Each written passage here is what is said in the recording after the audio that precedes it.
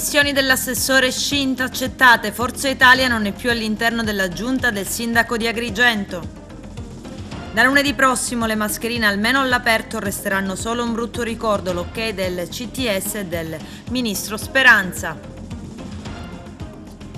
Installa dei sistemi di localizzazione sulle auto aziendali per controllare a loro insaputa i dipendenti, ma viene indagato e denunciato. Il funzionario 65enne ha violato le norme dello Statuto del lavoratore. Inaugurati i giochi per i bambini in piazza Cavour, l'arcidiocesi presenta i nuovi percorsi Archeofede, saranno gratis per gli agrigentini.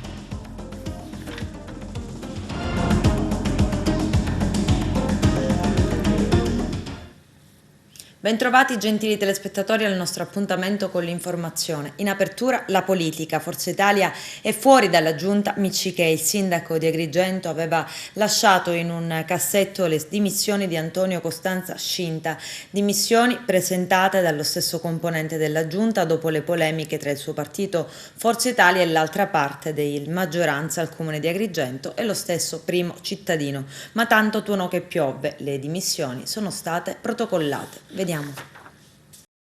Si chiude oggi la vicenda politica al comune di Agrigento, il forzista Scinta è fuori, il sindaco Miccichè trattiene per sé la delega. Si conclude così la vicenda innestata da Forza Italia al comune di Agrigento, dove tra un botta e risposta da una parte con il partito azzurro che fa capo all'onorevole Riccardo Gallo e dall'altra parte politica che fa riferimento al sindaco Miccichè e all'onorevole Roberto Di Mauro. Io direi di rivolgere questa domanda a chi è che ha realizzato la crisi. Io francamente non ho idea di quello che sia successo. Vengo soltanto colpito in maniera diretta da un malessere di qualche consigliere, poi vediamo quello che succederà. L'assessore ha presentato le dimissioni, rimane al suo posto? No, l'assessore ha presentato le dimissioni, io più tardi quando rientro in ufficio protocollerò queste dimissioni e accetterò le sue dimissioni. Verrà sostituito? No, assolutamente no. Si è spiegato quali sono le ragioni, magari facendo un lavoro introspettivo, se si sono sentiti messi da parte questi di Forza Italia? Assolutamente no, io ancora oggi non riesco a capire qual è la motivazione. Sono sincero davanti a tutta la mia cittadinanza, non capisco la motivazione.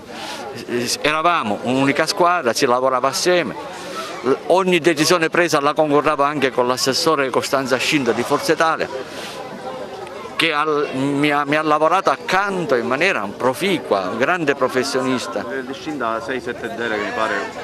Non mi ricordo quale delega, comunque parte, adesso scusate perché mi trovo qua, parte me le prenderò io per ora e parte le darò penso a un assessore che abbia anche le competenze come un ingegnere. Sindaco, si parla di cerchio magico, esiste un cerchio magico ad Agrigento, decidono 2 o 3 persone su tutti, queste mi è sembrato di capire le istanze di Forza Italia. Ma io rimango anche basito qui da questo appellativo di cerchio magico. Cerchio magico per me non esiste, io vi ricordo che Forza Italia è ben rappresentata nella mia amministrazione comunale. Quasi quasi potrebbe essere quello il cerchio magico, quello di Forza Italia. Lei ha avuto anche le solidarietà degli altri partiti, Fratelli d'Italia Uno per Tutti, ma anche di tanti altri consiglieri.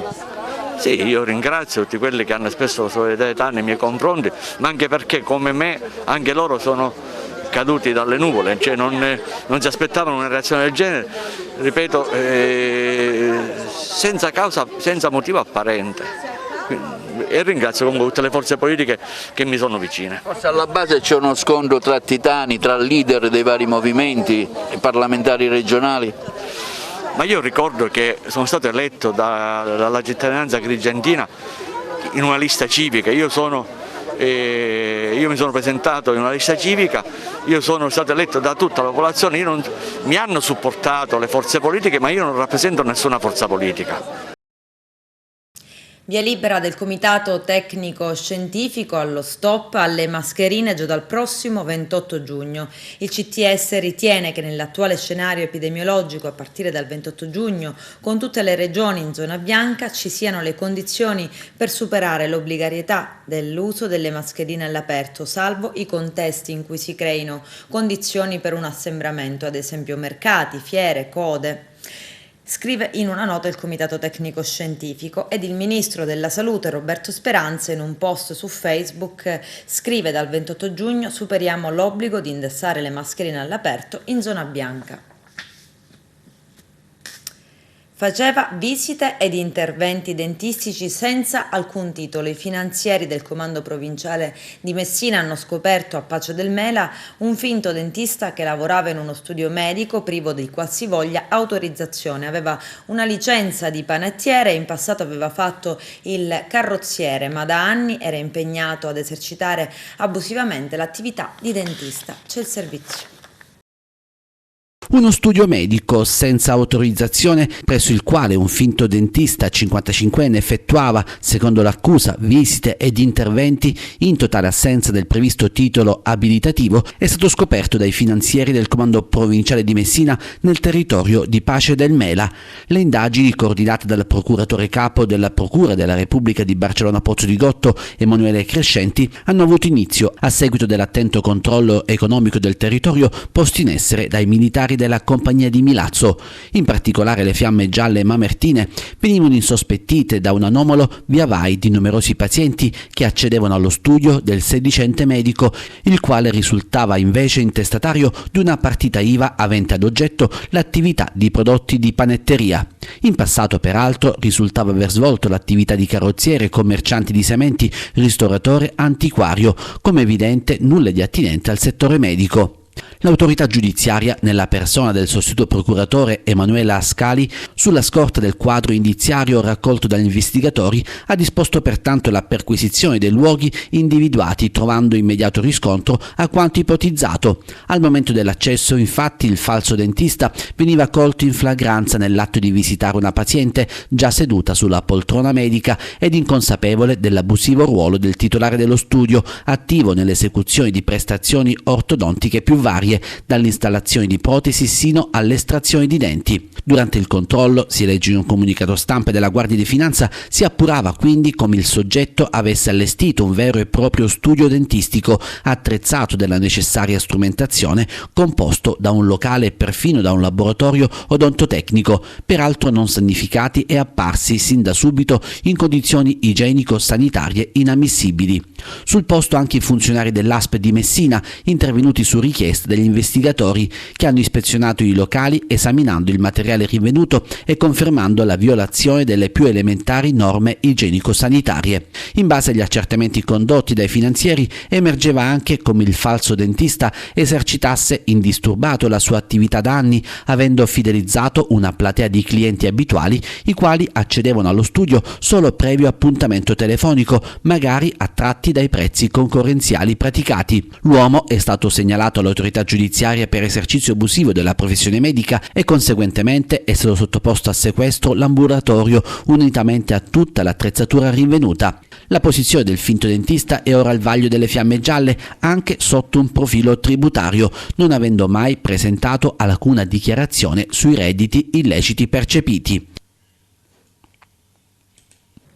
Installa sistemi di localizzazione GPS sulle auto aziendali per controllare a loro insaputa gli spostamenti dei dipendenti. I carabinieri del nucleo ispettorato del lavoro, al termine di un'attività di indagine coordinata dalla Procura di Agrigento, hanno denunciato un 65enne responsabile di una società con sede nella zona industriale in territorio di Aragona. Il funzionario 65enne residente in provincia di Palermo è ritenuto responsabile di aver violato le norme dello statuto del lavoratore per aver installato senza le prescritte autorizzazioni da parte dell'Ispettorato Territoriale dei Lavoratori dei sistemi di localizzazione satellitare GPS sui veicoli dell'azienda per controllare a loro insaputa gli spostamenti dei dipendenti. Sono state contestate anche sanzioni amministrative per oltre 1.500 euro. Il Tribunale di Agrigento e gli uffici del giudice di pace torneranno pienamente operativi a partire da lunedì 28 giugno. Superata dunque la problematica legata alla scoperta dei casi di Covid che hanno riguardato un magistrato e 3 dipendenti. Nella giornata di lunedì, grazie alla disponibilità dei vertici dell'ASP di Agrigento, sono stati sottoposti al tampone oltre 190 persone operanti nella struttura giudiziaria e per tutti l'esito è stato negativo. La settimana scorsa scorso, in seguito alla positività accertata, il presidente del Tribunale di Agrigento, Pietro Maria Falcone, e il dirigente amministrativo Rosanna Grisafia avevano messo un provvedimento con cui veniva attivato lo smart working e veniva limitato l'accesso ai locali giudiziari, oltre allo slittamento di tutto ciò che non rientrava nelle urgenze. Da lunedì si torna alla normalità. Prosegue a Caltanissetta il processo sul depistaggio delle indagini sulla strage di via D'Amelio, nella quale furono uccisi il magistrato Paolo Borsellino e 5 agenti di scorta. Vittorio Cerri, direttore del carcere di Pianosa dal dicembre del 93 all'agosto 94, deponendo come teste al procedimento che si sta celebrando nell'aula bunker del carcere nisseno, ha smentito le precedenti dichiarazioni di Scarantino. Imputati del processo sono 3 poliziotti accusati di calunnia aggravata dall'aver favorito Cosa Nostra. Secondo l'accusa avrebbero costretto Scarantino a rendere false dichiarazioni. C'è il servizio. Prosegue a Caltanissetta il processo sul depistaggio delle indagini sulla strage di via D'Amelio, nella quale furono uccisi il magistrato Paolo Borsellino e 5 agenti di scorta. Vittorio Cerri, direttore del carcere di Pianosa dal dicembre del 1993 ad agosto del 1994, deponendo come testa al procedimento che si sta celebrando nell'aula bunker del carcere nisseno, ha smentito le precedenti dichiarazioni di Scarantino. Imputati del processo sono i 3 poliziotti accusati di calunnia aggravata dell'aver favorito Cosa Nostra. Secondo l'accusa avrebbero costretto Scarantino a rendere false dichiarazioni. Vincenzo Scarantino, sottolinea Vittorio Cerri, mangiava regolarmente e non ho mai ricevuto alcuna denuncia per maltrattamenti o per la qualità del cibo. Ha poi sottolineato, rispondendo all'avvocato Giuseppe Panepinto, legale del funzionario di polizia Mario Bo accusato di calunnia aggravata: escludo assolutamente che possano essere stati messi dei vermi nel cibo di Scarantino. Il cibo a lui destinato veniva prelevato dalla cucina e gli veniva portato da persone di mia fiducia. Questo succedeva per tutti i detenuti segnalati dal Ministero.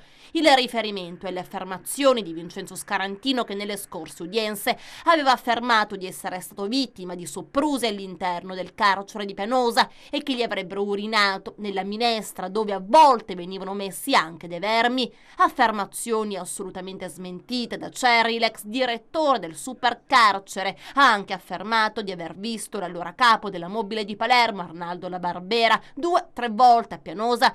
In una di queste occasioni c'era anche l'ex PM Ida Boccassini e che tutto veniva annotato in un registro. C'era poi, ha spiegato, un'apposita sala dove si svolgevano i colloqui. La prossima udienza intanto è fissata per il 28 giugno prossimo. L'ex direttore del carcere di Pianosa non è stato l'unico test dell'udienza di giornata a deporre anche la poliziotta Rita Loce.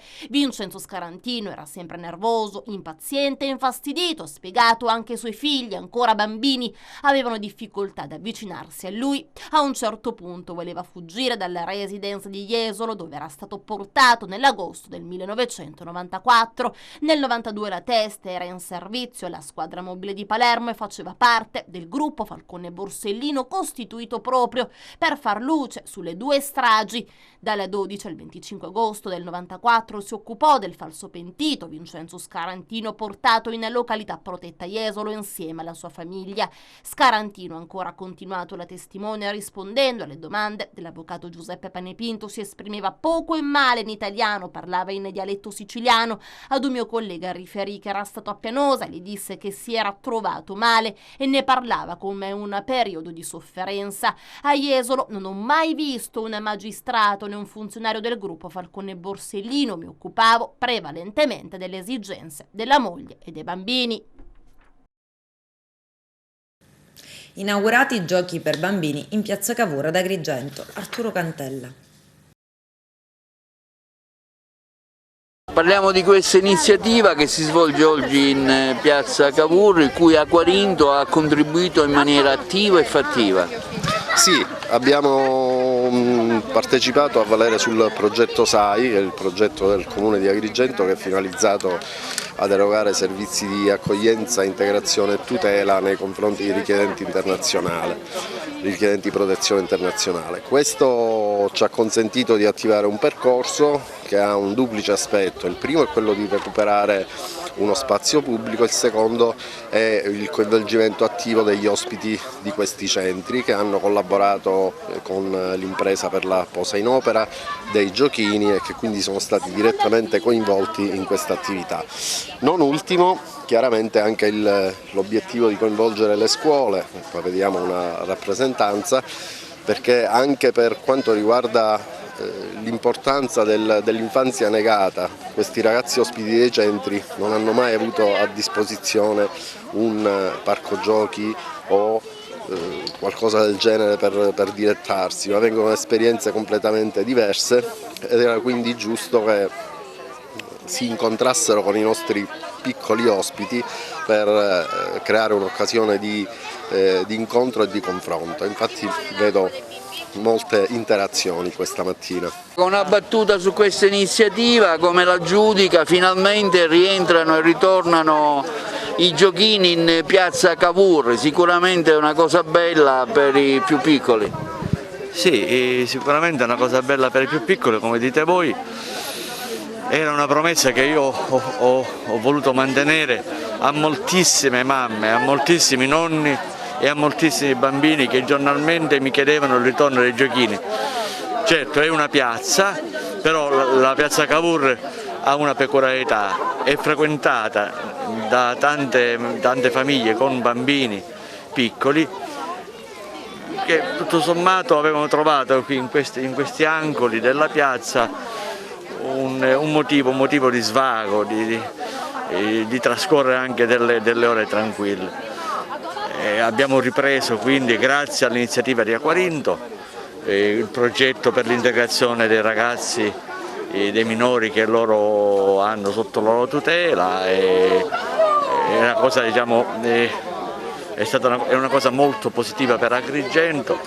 Finalmente si può parlare anche di integrazione e devo dire anche che quello che hanno realizzato è qualcosa di molto sobrio, non è qualcosa che tutto sommato in una piazza dà fastidio. Villa Bompiglio sono iniziati i lavori? Villa Bompiglio sono iniziati i lavori, devo dire che Acquarinto anche ha contribuito assieme anche a noi amministrazione a completare i giochini della Villa Bompiglio. Infatti oltre ai giochini esistenti che noi abbiamo ripristinato, loro hanno aggiunto altri 3 o 4 giochini. E poi invece nella fontana finalmente abbiamo iniziato i lavori oggi, lavori che io porto avanti da mesi, però è per problemi di autorizzazioni varie o anche per problemi di eventi. Vi ricordo che ci sono stati 2 eventi, l'ultimo il 2 giugno e quindi abbiamo dovuto rinviare. Finalmente verrà ripristinata la fontana di Villa Bompiglio. Parliamo di questa iniziativa a cui aderisce anche la vostra scuola. La nostra scuola già dalla scorsa settimana ha dato il via al piano scuola estate 2021, il ponte per il nuovo inizio. La finalità che il MIUR ha assegnato alle scuole è quella di recuperare e potenziare le competenze e la socialità dei ragazzi, chiaramente compromessa da quella che è stata l'emergenza epidemiologica. Quindi è un'opportunità che si intende offrire ai bambini e ai ragazzi. Noi abbiamo sicuramente colto questa occasione perché abbiamo degli spazi abbastanza ampi e degli spazi esterni, i nostri cortili, e abbiamo così attivato dei laboratori interessanti. Oggi peraltro ci è arrivato l'invito a partecipare a questa inaugurazione dei giochi e degli spazi che ulteriormente sono destinati ai bambini, quale migliore opportunità per dimostrare ai nostri alunni che la società è sempre più interculturale, è sempre più anche Agrigento una società veramente multietnica. La nostra è una scuola multietnica, la nostra è una scuola fortemente inclusiva, per cui abbiamo aderito a questa inaugurazione, a questo invito. Siamo qua per festeggiare questo momento di convivialità. Mi chiamo Alam Shamsul, sono in Italia da 8 mesi più. Oggi questa è area giocano opportunità per i bambini di Agrigento perché avranno la possibilità di giocare all'aria aperta e di divertirsi. Ciao, buongiorno a tutti. L'Arcidiocesi di Agrigento presenta i nuovi percorsi Archio e Fede a fare da buon padrone di casa della cattedrale Don Giuseppe Pontillo. Vediamo. Nuovi percorsi per la cattedrale, cosa sarà possibile vedere? La cattedrale continua a offrirci le sue meraviglie. Arrivando in cattedrale è possibile fare il percorso tradizionale con la visita all'interno della cattedrale, con il barocco, la parte rinascimentale, la visita alla torre detta di Montaperto, che faceva parte già del tragitto precedente, con l'affaccio sulla Valle dei Templi, ma in più sono stati aperti altri 3 percorsi. Il percorso Archio e Fede, che presenta i sarcofagi che sono stati portati dalla Valle dei Templi riportati alla Valle Templi in cattedrale, con al centro il sarcofago di Ippolito e Federa. Poi l'ex aula capitolare, che fu la prima sede del museo che aveva accolto proprio questi sarcofagi insieme ad altro materiale che oggi troviamo nel Museo Diocesano, e la torre detta dell'orologio, che è la torre medievale sulla quale si può salire, dalla quale si può ammirare un altro panorama, il più alto di Agrigento. Presenta anche un elemento meccanico che era l'orologio dell'Ottocento e anche i camminamenti che sono stati scoperti.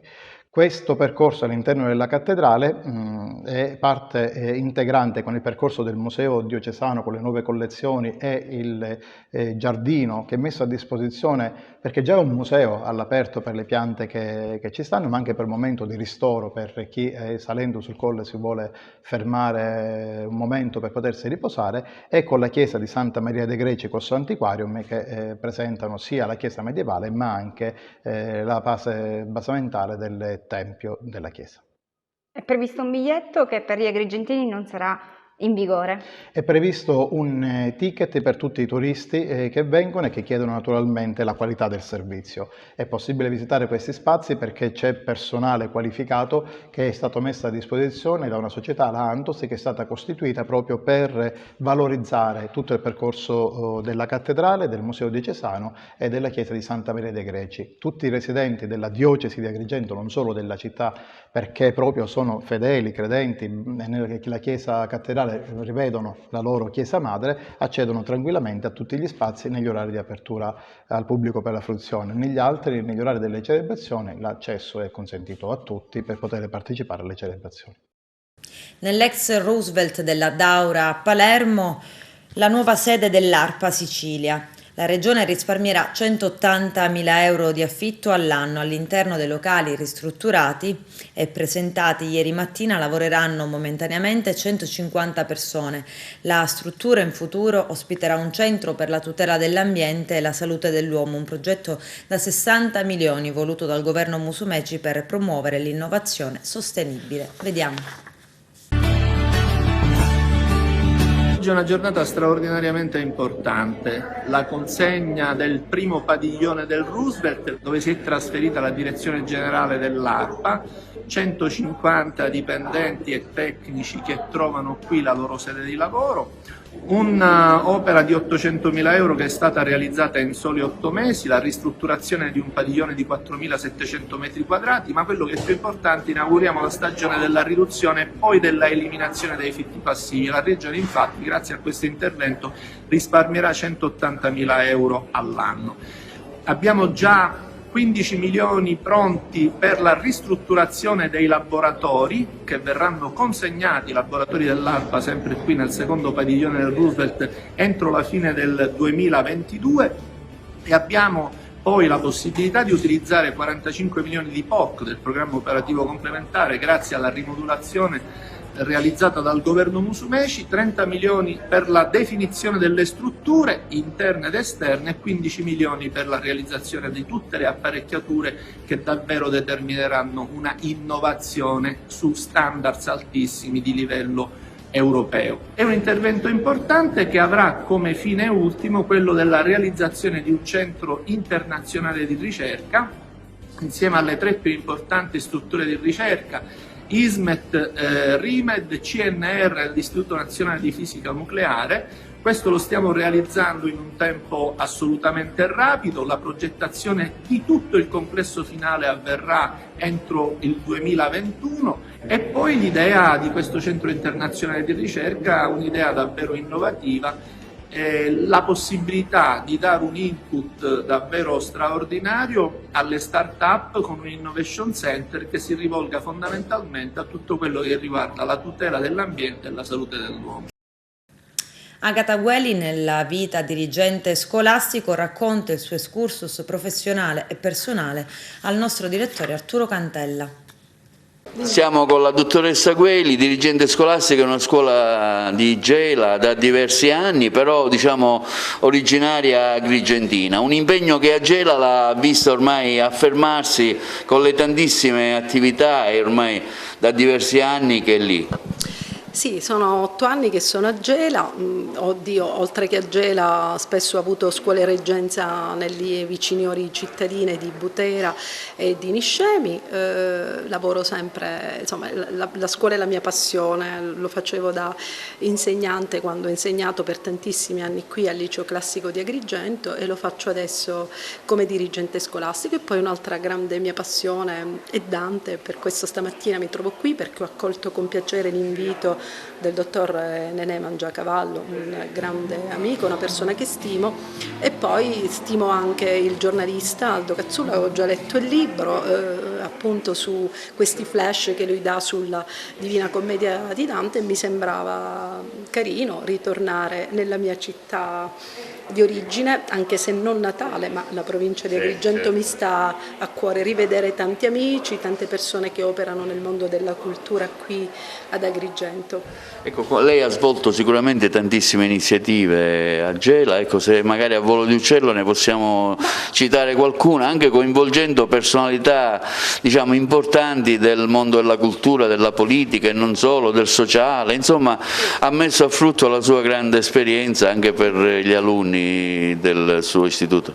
Io la ringrazio per la stima, diciamo che tutto quel bagaglio professionale, culturale che avevo sperimentato nei miei anni al liceo classico, diciamo che l'ho portato anche su Gela e questo mi ha dato la possibilità di operare anche lì, e devo dire che lì la sinergia tra scuola e istituzioni, diciamo, degli enti locali è una sinergia molto positiva, pur avendo avuto 2 anni difficili che sono legati, come lei sa benissimo, al Covid, pur non di meno noi non ci siamo mai scoraggiati, avendo fatto anche didattica a distanza, ma pur nella didattica a distanza ho sempre organizzato eventi particolari. Non lo so, quest'anno abbiamo fatto la giornata dedicata a Dante, parlando proprio sulla modernità di Dante, perché Dante oggi è ancora attuale, ma molti convegni e corsi di aggiornamenti lo abbiamo fatti legati soprattutto alla cybersicurezza e il cyberbullismo, e abbiamo avuto anche personalità come il senatore Davide Faraone,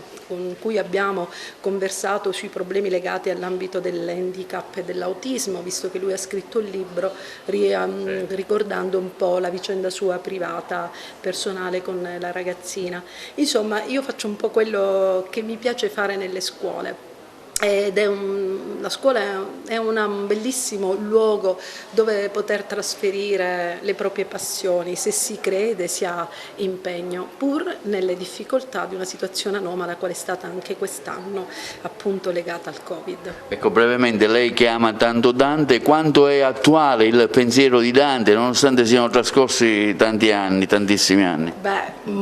Tantissimo attuale. Dante è un classico e proprio per questo, come diceva Calvino nel suo libro Perché leggere classici, un classico è quel libro che quando tu lo riprendi dopo tanti anni lo trovi sempre attuale, perché in quel libro ritrovi il paradigma che è l'uomo.